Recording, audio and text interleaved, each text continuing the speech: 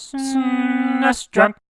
Gundam Wing Endless Duel, or its official title, Shin Kido Senki Gundam Wing Endless Duel, is one of the best Super Famicom games that stayed in Japan, and certainly one of the best 16-bit fighting games of its era. Why is that? It's the little things. Well, actually to start with, it's the big, huge, bright, colorful things right in front of your face. You fight as a giant mech, or mobile suit as the Gundam universe refers to it, and yeah, this game looks frickin' spectacular. And it's not just the quality pixel art and polished animation, it's the speed and the frame rate. Despite the sheer amount of stuff going on, this game is lightning fast. But what really pushes Gundam Wing Endless Duel over the top are the little things that still make it feel like you're fighting as a giant ass-kicking robot rather than just some guy. And that's because of the excellent sound design, as well as the subtle shake of the camera perspective to imply the massive weight of these mobile suits. Some fighting games, especially modern games, tend to get a little carried away with the camera shake thing. It can get real annoying real quick. But here, it's pitch perfect. The game is able to maintain a sense of chaos while keeping the fights focused enough so they aren't just one big random mess.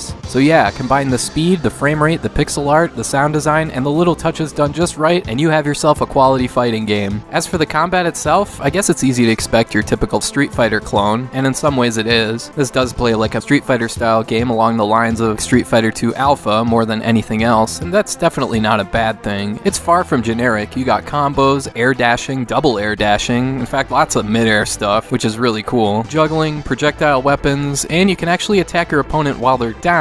You don't see that too often in fighting games back then. There's 10 fighters to choose from, and of course everyone is based on the Gundam Wing anime, which I'm not all that familiar with. There's some distinct differences in the fighters, but nothing out of the ordinary. I do like the heavy arms character who's just laden with weaponry. That's badass. The quicker fighters like Tall Geese are able to take advantage of the game's vertical scrolling, so that's pretty cool. There is of course a versus mode and a story mode. Beat the story mode and you unlock a hard mode and another character to use in multiplayer versus. Of course, when talking about Gundam Wing, you have to mention Mighty Morphin Power Rangers Fighting Edition, and why is that? Because that was a North American exclusive game that came 6 months earlier. And yeah, it looks pretty familiar, doesn't it? It was made by the same developer, Natsume, and it serves more or less as a makeshift prototype for Endless Duel, but there's fewer characters to choose from, the fighting is a little less varied. Really, if anything, Endless Duel plays more like a polished sequel to Mighty Morphin Power Rangers Fighting Edition, just, you know, if they completely switch TV shows. Anyway, yeah, if you're into fighting games, or even if you're not, Gundam Wing Endless Duel is well worth playing today. If I had to make a list of the 10 or 12 best Japan-only games that never made it overseas, this would definitely be on there. The problem is that the cartridge is of course wildly expensive, so once again it's flash cartridges to the rescue. So yeah, as usual, any way you're able to play this game, highest recommendation for Endless Duel.